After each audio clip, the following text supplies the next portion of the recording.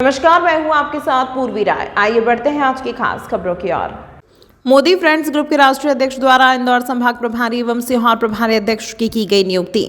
Modi friends group पिछले कई वर्षों से मोदी फ्रेंड्स ग्रुप के राष्ट्रीय अध्यक्ष गोविंद दगधी के नेतृत्व में केंद्र सरकार एवं प्रदेश सरकार के द्वारा जो योजना देश की जनता के लिए चलाई जा रही है उन्हें लोगों के घर घर जाकर जानकारी पहुंचाने का कार्य कर रही है, ताकि सभी योजनाओं की जानकारी सभी देशवासियों तक पहुंच सके और वह शासन की सभी योजनाओं का लाभ ले सकें, जिसको लेकर राष्ट्रीय अध्यक्ष गोविंद दगधी द्वारा समय समय पर पूरे देश में पदाधिकारियों की नियुक्तियां की जाती हैं। उसी कड़ी में उनके द्वारा हाल ही में इंदौर संभाग प्रभारी के पद पर विकास मीणा एवं सीहोर प्रभारी अध्यक्ष राजवीर सिंह राजपूत को नियुक्त किया गया है, जिन्होंने सांदीपनि आश्रम में श्री कृष्ण एवं गुरु सांदीपनि जी के दर्शन कर अपने पद का नियुक्ति पत्र ग्रहण किया और उनको जो जवाबदारी दी गई है उसे पूरी ईमानदारी से निभाने का संकल्प लिया। इस मौके पर मुख्य रूप से राष्ट्रीय अध्यक्ष गोविंद दगधी, विजय मीणा, प्रकाश माहेश्वरी, विनोद जाधव, अजय राठौड़, कमल जाधव आदि नरेंद्र मोदी फ्रेंड्स ग्रुप के सदस्य मौजूद रहे।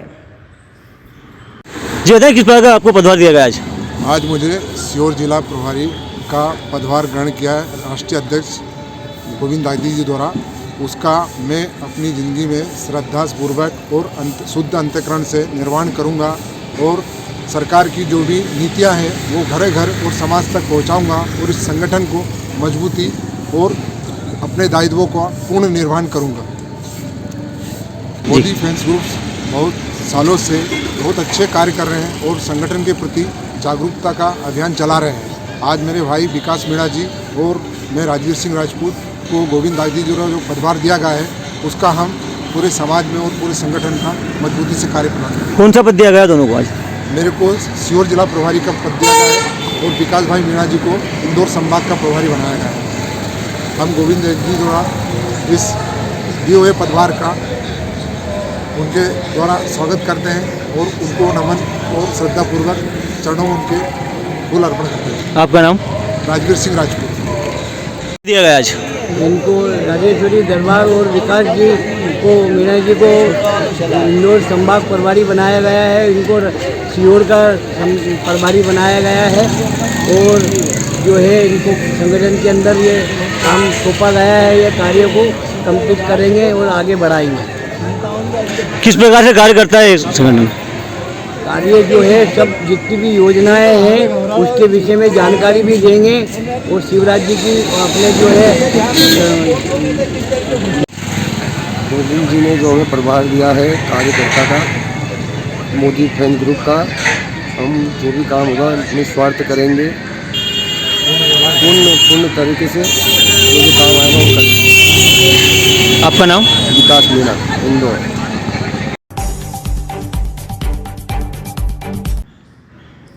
उज्जैन के विश्व प्रसिद्ध श्री महाकालेश्वर मंदिर में शिव नवरात्रि की शुरुआत 17 फरवरी से होगी, जिसमें भगवान महाकाल दुल्हा बनेंगे और महाशिवरात्रि तक 9 दिन अलग अलग रूपों में भक्तों को दर्शन देंगे। इस दौरान विशेष पूजा अर्चना और अभिषेक किया जाएगा। विश्व प्रसिद्ध ज्योतिर्लिंग श्री महाकालेश्वर मंदिर में 17 फरवरी से शिव विवाहोत्सव शुरू होगा। महाशिवरात्रि शिव नवरात्रि के रूप में मनाते हैं। यहाँ 9 दिन तक भगवान महाकाल का अलग अलग रूपों में श्रृंगार होगा। ज्योतिर्लिंग महाकाल मंदिर में 17 फरवरी से शिव विवाहोत्सव की शुरुआत होगी। 12 ज्योतिर्लिंग में महाकाल एकमात्र ज्योतिर्लिंग है जहां शिव नवरात्र के रूप में 9 दिवसीय महाशिवरात्रि उत्सव मनाया जाता है। 17 फरवरी को शिव नवरात्र की शुरुआत होगी। ज्योतिर्लिंग महाकाल मंदिर की पूजन परंपरा में फाल्गुन मास के कृष्ण पक्ष की पंचमी तिथि से त्रयोदशी तक 9 दिन शिव नवरात्र उत्सव मनाया जाता है। इस दौरान सुबह 8 बजे पुजारी कोटि तीर्थ कुंड के समीप भगवान श्री कोटेश्वर महादेव का अभिषेक पूजन कर उन्हें हल्दी लगाएंगे। महाशिवरात्रि तक 9 दिन होगी विशेष पूजा। पुजारी भगवान महाकाल पंचामृत अभिषेक कर पूजा अर्चना की शुरुआत करेंगे। इसके बाद 11 ब्राह्मणों द्वारा रुद्रपाठ किया जाएगा। विशिष्ट पूजन का यह क्रम दोपहर 1 बजे तक चलेगा। 9 दिन इन रूपों में होगा श्रृंगार। पहला दिन चंदन श्रृंगार, दूसरा दिन शेषनाग श्रृंगार, घटाटोप श्रृंगार, छबीना श्रृंगार, होलकर श्रृंगार, मनमहेश श्रृंगार, मनहेश श्रृंगार, उमा महेश श्रृंगार, शिव तांडव श्रृंगार, सप्तधान्य श्रृंगार, आरती व पूजन का समय बदलेगा। श्री सिद्धिविनायक मंदिर के पुजारी चमू गुरु ने बताया कि महाकाल मंदिर की प्रतिदिन सुबह 10 बजे भोग आरती तथा शाम 5 बजे संध्या पूजन होती है, लेकिन शिव नवरात्र के 9 दिन अभिषेक पूजन के विशेष अनुक्रम के कारण भोग आरती दोपहर 1 बजे होगी, वहीं संध्या पूजन दोपहर 3 बजे किया जाएगा। 27 फरवरी को दोपहर 12 बजे होगी भस्म आरती। महाशिवरात्रि के अगले दिन साल में एक बार दिन में भगवान महाकाल की भस्म आरती होती है। इस बार 27 फरवरी को परंपरा अनुसार दोपहर 12 बजे भस्म आरती की जाएगी। पता है किस बार की शिवरात्रि महोत्सव मनाया शिव नवरात्रि पर्व इस बार जब शिव नवरात्रि सिर्फ उज्जैन महाकालेश्वर मंदिर में मनाई जाती है, तो 17 तारीख से ये शिव नवरात्रि पर्व यहाँ पर प्रारंभ होगा। और प्रातःकाल जो अपनी सारी आरतियाँ होती है वो समय पर होती है, सिर्फ एक भोग आरती होती है, वो दोपहर में 1 बजे होती है। यहाँ पर शिव नवरात्रि प्रारंभ होते से मंदिर के पंडित पुजारी और पुरोहित जी यहाँ पर भगवान का सतत अभिषेक, रुद्र अभिषेक का पाठ, अष्ट अध्याय वगैरह एकादश ब्राह्मण बैठकर अभिषेक पूजन करते हैं। और यहाँ पर जो प्रशासन द्वारा व्यवस्था की गई है, जो हर वर्ष की तरह व्यवस्था होती है, जो अभी जो 9 वर्ष में व्यवस्था की गई थी, जो काफ़ी संख्या में यहाँ पर दर्शनार्थी करीब 7 से 8 लाख दर्शनार्थी दर्शन करने आते हैं, उसी के हिसाब से प्रशासन ने यहाँ पर व्यवस्था की है। और ये है कि हर दर्शनार्थी को, चाहे वो सामान्य हो चाहे VIP हो, उसको सुचारू रूप से दर्शन हो। और दर्शनार्थी से भी ये अपील की जाती है, निवेदन है कि जो शासन प्रशासन द्वारा जो यहाँ पर नियम और निर्देश बनाए गए हैं उसका पालन करें। उसके दिशा निर्देश अनुसार अगर दर्शन करेंगे तो उनको सुचारू रूप से दर्शन होंगे। 26 तारीख को जो भगवान का सतत 24 घंटे तक तो दर्शन और जल वगैरह चढ़ता ही रहेगा। उसके बाद जो प्रातःकाल वाली आरती होती है वो 27 तारीख को वो आरती होगी दोपहर को। पूरे साल भर में सिर्फ एक ही बार जो रहता है उसमें दोपहर को बाबा को भस्म रमाई जाती है, जो 12-1 बजे प्रारंभ होती है। और इसी के साथ यहाँ पर जो सिंहस्थ कुंभ महापर्व भी जो चल रहा है, वहाँ के दर्शनार्थी भी यहाँ पर काफ़ी संख्या में यहाँ पर आ रहे हैं। उसके हिसाब से तो मुझे लगता है कि इस शिवरात्रि पर, इस महाशिवरात्रि पर लाखों की संख्या में दर्शनार्थी यहाँ पर दर्शन करने आएंगे, जो करीब मेरे ख्याल से 15 लाख के करीब जाएगी। उसी प्रकार से यहाँ पर जो नया एडमिनिस्ट्रेटिव प्रशासक साहब आए हैं, DM साहब हैं, सभी ने यह व्यवस्था यहाँ पर जमाई है कि किस तरह से दर्शन की व्यवस्था है, कहाँ से क्या है, उसके दिशा निर्देश कुछ दिन पहले ही जारी किए गए थे। और उसी दिशा अनुसार यहाँ पर दर्शनार्थी, और ऐसी व्यवस्था की गई कि भले से लाखों की संख्या में यहाँ पर दर्शनार्थी आते हैं, लेकिन ज़्यादातर 30 से 40 या 45 मिनट में हर दर्शनार्थी को यहाँ पर दर्शन हो जाते हैं। यस। और महाशिवरात्रि पर्व उज्जैन महाकालेश्वर में बड़ी धूमधाम से मनाया जाता है।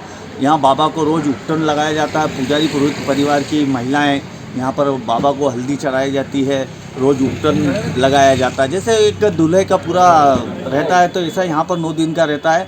और विशेष करके यहाँ पर जो शेरा का श्रृंगार होता है, शेरा चढ़ता है बाबा को, जो शिवरात्रि के जो सतत दर्शन होते हैं उसके बाद शेरे के दर्शन होते हैं। प्रातःकाल करीब 4:30 बजे करीब बाबा को शेरा चढ़ाया जाता है, जो अगले दिन तक करीब 10 साढ़े 10 बजे तक रहता है। और उसके बाद यहाँ पर दोपहर को साल में एक बार भस्म आरती होती है। और बाबा का जो विशेष क्या रहता है कि जो उपटन और जो हल्दी वगैरह लगाई जाती है, तो कई दर्शनार्थी आते हैं। ऐसी यहाँ पर मान्यता है कि बाबा की लगी हल्दी कोई कुंवारे लड़के या लड़की अपने ऊपर लगाते हैं तो उनका अतिशीघ्र विवाह होता है। मनोकामना जो कहते हैं शिवरात्रि महापर्व पर ली जाती है, वो परिवार को पूर्ण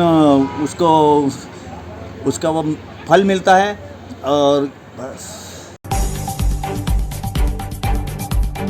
PM श्री केंद्रीय विद्यालय उज्जैन में कक्षा 8वीं के विद्यार्थियों के लिए 3 चरण में 21 जनवरी 2025 से 7 फरवरी 2025 के मध्य आर्टिफिशियल इंटेलिजेंस और मशीन लर्निंग पर व्यावसायिक प्रशिक्षण कार्यशाला आयोजित हुई। इस कार्यशाला में कक्षा 8वीं के तीनों सेक्शन के कुल 164 विद्यार्थी सम्मिलित हुए। कार्यशाला का समय सुबह 9 बजे से 3:10 तक रहा। श्री आदित्य नारायण ने विद्यार्थियों को आर्टिफिशियल इंटेलिजेंस और मशीन लर्निंग के संबंध में प्रशिक्षित किया और विद्यार्थियों से उपयोगी कक्षा कार्य करवाया। इस अवसर पर प्राचार्य मीना ने कहा कि आर्टिफिशियल इंटेलिजेंस और तकनीकी आज के युग की परम आवश्यकता है। PM श्री योजना एवं राष्ट्रीय शिक्षा नीति 2020 के अंतर्गत नियुक्त प्रशिक्षक आदित्य नारायण ने अवसर प्रदान करने के लिए केंद्रीय विद्यालय संगठन, केंद्रीय क्षेत्रीय कार्यालय भोपाल और PM श्री केंद्रीय विद्यालय उज्जैन का धन्यवाद दिया।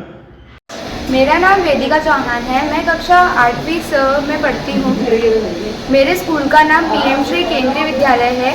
हम लोगों की 5 दिन की वर्कशॉप लगी थी, जो कि 3 तारीख से लगी थी। और हमने पहले दिन AI क्या होता है, AI की प्रोग्रामिंग क्या होती है, और भी चीज़ें पढ़ी। मशीन लर्निंग क्या होती है, मशीन लर्निंग की प्रोसेसिंग कैसे होती है, एल्गोरिथम क्या होता है, एल्गोरिथम क्यों इम्पोर्टेंट है, और सोशल मीडिया से रिलेटेड जानकारी हम लोगों ने ली, और भी बहुत सारी चीज़ें हम लोगों ने सीखी। पाइथन प्रोग्रामिंग को कोडिंग कैसे करना है और उसकी जो प्रैक्टिकल है वो हम लोगों ने लैब में करके देखा। धन्यवाद। नमस्कार, मेरा नाम नम्रता गोखले है। मैं केंद्रीय विद्यालय उज्जैन में पीजीटी कंप्यूटर साइंस पद पर आसीन हूँ। हमारे विद्यालय में क्लास 8 के विद्यार्थियों के लिए national institute of electronics and information technology Aurangabad द्वारा आर्टिफिशियल इंटेलिजेंस और मशीन लर्निंग इस विषय पर 5 दिवसीय कार्यशाला आयोजित की गई। इस विद्यालय में हमारे सारे ही विद्यार्थी बहुत लाभान्वित हुए। धन्यवाद। शहर के चौड़ीकरण मार्गों की तैयारी के तहत महापौर श्री मुकेश चटवाल ने निगम आयुक्त श्री आशीष पाठक के साथ समीक्षा की गई। चौड़ीकरण मार्ग में सर्वप्रथम गाड़ी अड्डा, कोयला फाटक में निकास, खजूर वाली मस्जिद, केडी गेट होते हुए बड़े पुल तक किया जाएगा। बैठक में निर्णय लिया गया कि मार्ग में स्वामित्व मकान एवं दुकानों में नगरपालिक निगम द्वारा निशान लगाने की कार्यवाही पूर्ण हो गई है। निर्देश दिए कि चौड़ीकरण मार्गों में पानी, बिजली, सड़क जैसी मूलभूत सुविधाएं प्रभावित होती हैं। किसी कारणवश भवन का मालिक किसी अन्य जगह पर किराए से रहता है तो वह प्रावधान के अंतर्गत किराया निगम वहन करे एवं मार्ग में आने वाले धार्मिक स्थलों को हटाए जाने हेतु जिलाधीश की अध्यक्षता में समिति उक्त स्थल पर कार्यवाही करे ताकि चौड़ीकरण का कार्य सुगमता पूर्ण हो। इस अवसर पर MIC सदस्य श्री सत्यनारायण चौहान, श्री प्रकाश शर्मा, श्री शिवेंद्र तिवारी, श्री रजत मेहता, श्री कैलाश प्रजापति, निगम के अपर आयुक्त श्री पवन सिंह, श्री S शिवा, अधीक्षण यंत्री श्री संतोष गुप्ता, श्री पीयूष भार्गव, उपायुक्त श्रीमती कृतिका भीमावत, जोनल अधिकारी, भवन अधिकारी, उपयंत्री मौजूद रहे। महापौर जी, आज आपने चौड़ीकरण को लेकर बैठक की, क्या निर्णय? आज हमने जो हमारे शहर के चौड़ीकरण हो रहा है उनको लेकर के बैठक आयोजित की गई थी। अभी तक की क्या तैयारी है उसके बारे में हमने समीक्षा की है। साथ ही हमने ये तय किया है कि सबसे पहले हम कौन से रोड को चौड़ीकरण करेंगे। तो सबसे पहले हम जो रोड का चौड़ीकरण करने वाले हैं वो रोड है गाड़ी अड्डा से लेकर के निकास चौराहा से खजूर वाली मस्जिद, केडी गेट होते हुए जाने वाला जो हमारा मार्ग है, इस मार्ग का सर्वप्रथम चौड़ीकरण किया जाएगा। तो आपके माध्यम से मेरा नागरिकों से भी अनुरोध है कि वह स्वयं भी जो हमारे नगर पालिका निगम के माध्यम से मार्किंग करके भवनों को पर निशान लगा दिए हैं, जो इनका प्रभावित वाला हिस्सा है, स्वयं नागरिक भी उनको अपने हाथों से तोड़ सकते हैं और इस चौड़ीकरण में अपना सहयोग प्रदान करें। साथ ही मैंने आज बैठक में निर्देश भी दिए हैं कि ऐसे परिवार जिनका चौड़ीकरण के दौरान हमारा पानी, बिजली, ये सारी चीजें प्रभावित होती है, अगर उनको किसी कारण से अपने निवास पर रहने की सुविधा ना हो, अगर वो अन्य जगह रहते हैं, तो जब तक सड़क का निर्माण कार्य होता है तब तक का उनका भवन किराया देने का प्रावधान भी नगर निगम के माध्यम से किया जाए ताकि हमारे नागरिकों को किसी प्रकार की असुविधा ना हो। साथ ही आज ये भी निर्देश दिए हैं कि इस मार्ग में आने वाले धार्मिक स्थलों के बारे में कलेक्टर की अध्यक्षता में जो बनी हुई समिति है उसको तत्काल उस पर कार्रवाई की जाए ताकि चौड़ीकरण का कार्य समय पर सुगमता से पूर्ण हो सके। इस अंक में फिलहाल इतना ही। अगले अंक में फिर मुलाकात होगी, तब तक के लिए नमस्कार।